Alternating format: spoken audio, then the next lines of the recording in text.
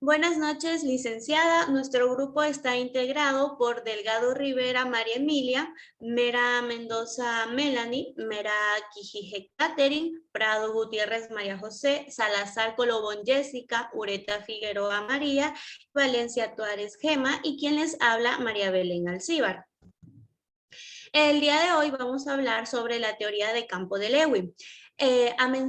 Vamos a hablar un poco sobre el autor. Kurt Lewin nace en 1890 y muere en 1947. Fue un psicólogo alemán de origen judío y fue una de las figuras del movimiento de la Gestalt. Abandonó Europa en los años 30 del pasado siglo y se establece en Estados Unidos y continúa su labor científica hasta su fallecimiento, cuando tenía 56 años de edad. Lewin crea inicialmente su teoría del campo para explicar el comportamiento individual. Manifiesta que desde la concepción lewiniana, el grupo, al igual que el individuo, constituyen un campo de fuerzas. Quiere decir que es un conjunto dinámico de vectores de distintas naturalezas e intensidad que se influyen mutuamente.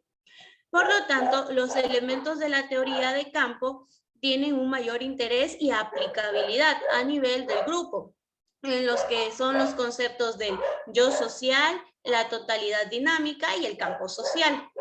Entonces, podemos mencionar que la personalidad de un individuo podría representarse como una serie de círculos concéntricos.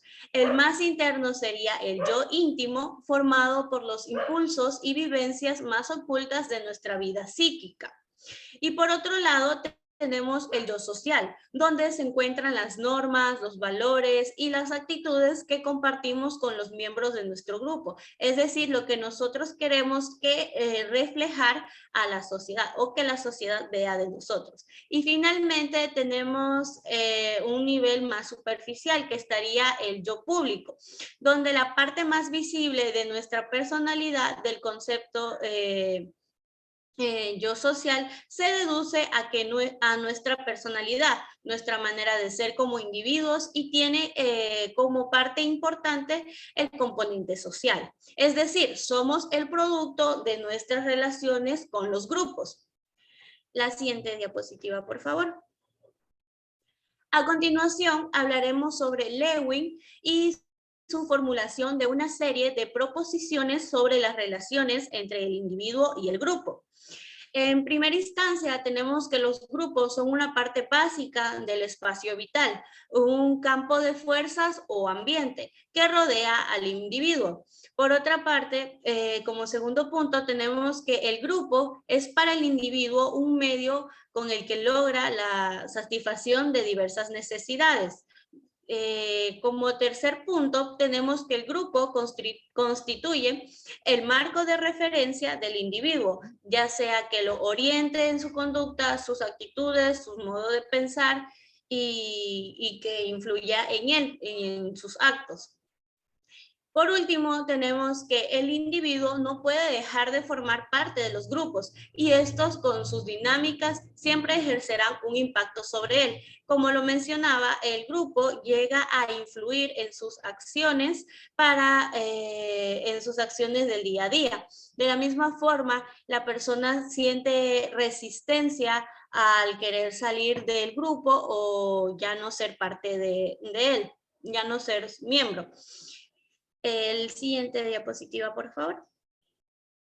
Bueno, por último vamos a hablar sobre las implicaciones metodológicas de la teoría del campo, donde podemos mencionar que la investigación y las intervenciones grupales al respecto se puede dar al menos en tres consideraciones.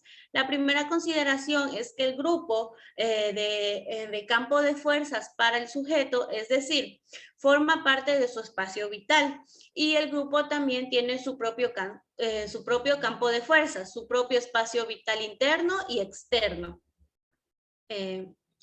Ya.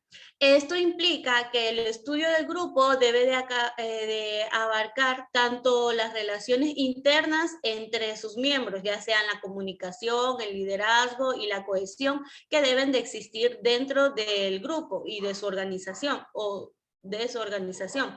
También podemos mencionar como sus relaciones en el exterior, ya sea en el ambiente físico, las relaciones intergrupales, los contextos organizacionales y la sociocultura en el que está inserto el grupo. Por segundo punto a considerarse, tenemos que, dada la naturaleza, se compleja y se multidimensiona el grupo y los fenómenos sociales.